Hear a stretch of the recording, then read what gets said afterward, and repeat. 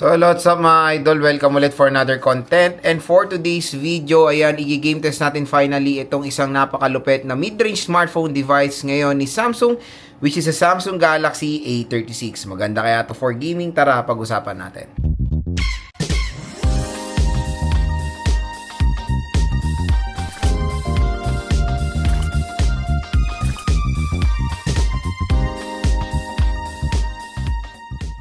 So for today's video, i-game test nga natin itong si Samsung Galaxy A37 5G. So ito ang ating i-game test. Meron tayong 4 games like ML, Genshin, Honor of Kings, at COD. So first na lalaruin natin is Mobile Legends. So itong ating settings, map quality ultra, effects ultra, super HD, ayan, naka-on ng outline at shadow.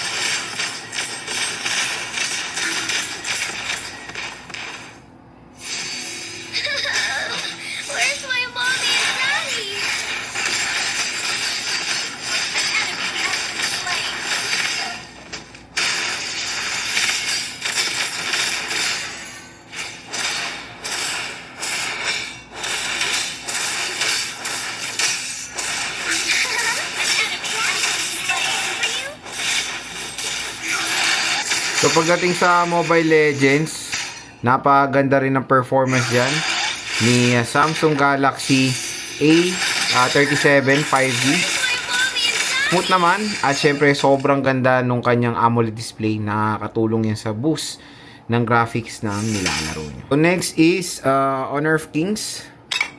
Set natin yung settings nya. So FPS Ultra, Resolution Ultra.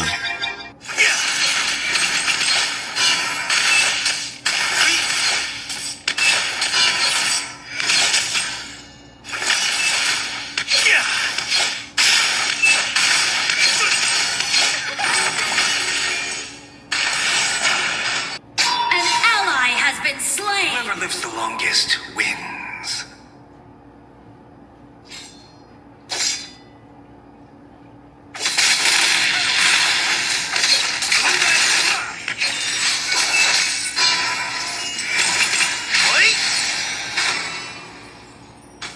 So pagdating sa Honor of Kings, aba napaka-smooth din ng performance dyan ni Samsung Galaxy A37 5G. Ang ganda rin ng graphics, sa mataas sa settings, no problems and all.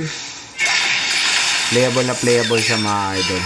Panigado mo yun dyan yung maglaro ng Honor of Kings dito sa smartphone na to. So next na laruin natin is COD, Battle Royale and Multiplayer. Set natin yung settings nya. So graphics very high. Pag minax natin kasi magiging high na lang. So ayan na lang pala, frame rate max, graphics high. Both Battle Royale and Multiplayer po yung settings na yan.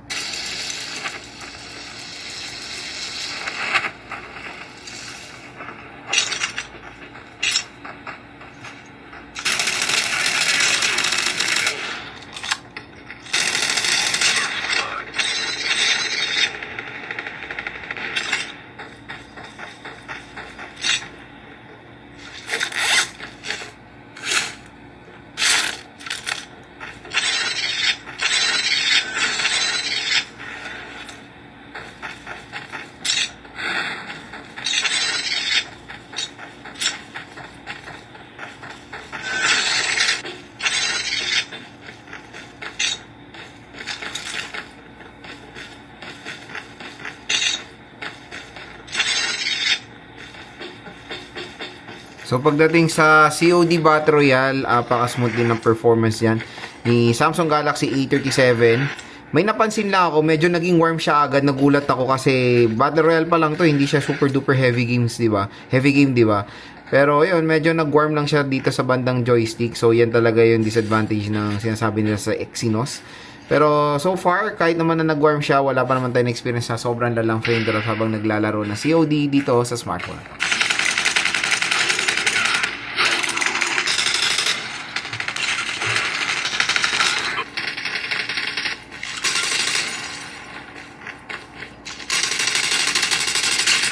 Changing mag, cover me.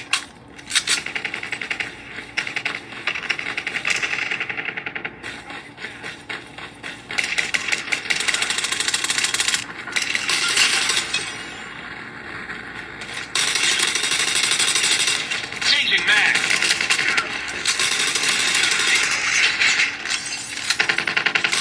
Pagdating sa COD multiplayer, ayan, sobrang smooth din ng performance dyan.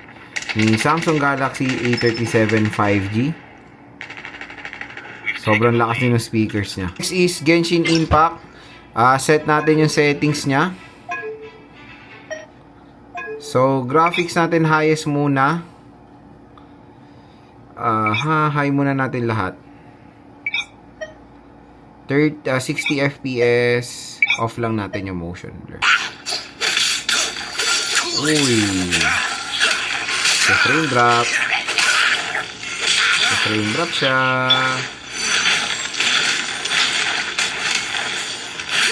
Okay. Playable, pero may frame drops mga idol.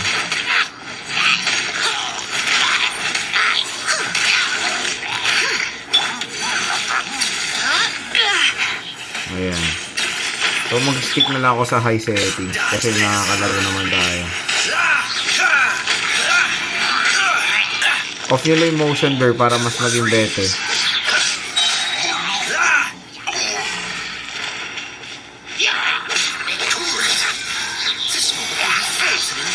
What's your luck?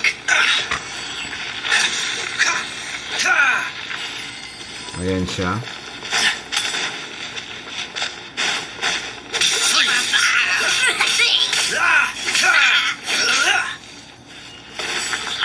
So, yun, nung nakipag-battle tayo, playable naman siya, yan, no? Medyo nagiging warm na dito yung smartphone, no? Saglit pa lang tayo naglalaro ng Genshin sa mataas sa settings. Pero, yan, makikita nyo, may mga frame drops tayo from time to time dito. Importante, playable siya, eh. Ayan, may mga slow movement ng konti, pero bumabalik din naman sa performance niya.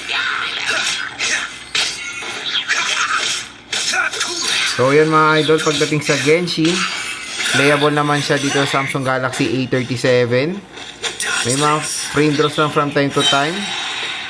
At medyo mainit na siya talaga dito. Kaya, kung maglalaro kayo ng sobrang tagal ng Genshin dito, pwede nyo rin naman siya i-set sa lowest settings. Kasi pag nag-overheat na to ng sobrang tagal, ay ano, ng sobrang lala, magpe-frame drop na talaga to na malala. Kaya hanggang hindi pa at mahupa pa, set nyo na lang siya sa pinakamababang settings para makalaro kayo na matagal dito. Pero overall performance siya rin naman sa high settings.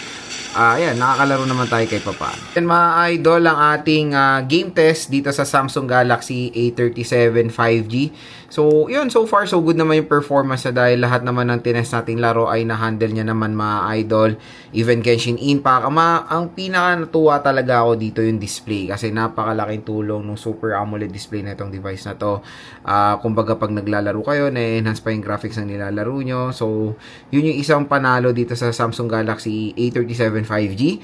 At syempre, ML lahat. Kumbaga, matutuwa kayo sa neto sa graphics niya dahil masyadong vibrant yung display dahil sa AMOLED display niya. At in fairness for the speakers, ang lakas. Kaya pag maglalaro kayo dito, talagang mafe-feel nyo yung intense ng nilalaro nyo dito sa device na to. So, it's 8GB 128 lang to. Kaya konti lang nalagay kong games. Kung meron kayo budget sa 256, go for the 256GB of internal storage. So, yun nga lang napansin ko, sa COD Battle Royale, medyo naging warm siya. Tapos sa Genshin, medyo uminit na siya. Doon lang, yun lang naman napansin ko. Pero habang umiinit pa rin naman siya, nakakalaro pa naman tayo or hindi pa naman tayo nakaka-experience sa mga sobrang lalang frame drop. Yan talaga yung sinasabi nilang ayaw nila sa Exynos, medyo mabilis uminit. At yun nga, napansin ko yan kasi Sa lahat ng mga tinest kong MediaTek na ganito yung presyo na mid-range, sa COD hindi sila nagiging warm eh. Ito kasi naging warm siya. So, yun lang naman. Pero, overall performance, maganda naman dito sa Samsung Galaxy A37. Kaya kung interested kayo sa device na to, tap mo yung video. May shopping button dyan. Mura nyo lang makukuha itong si Samsung Galaxy A37 dito sa ating link. Nowhere's official store po ni Samsung yan. Kaya kung i-rate ko yung kanyang gaming performance for sale price na lang na nasa around 15,000 pesos, ang score ko dito mga idol, nasa 7.8.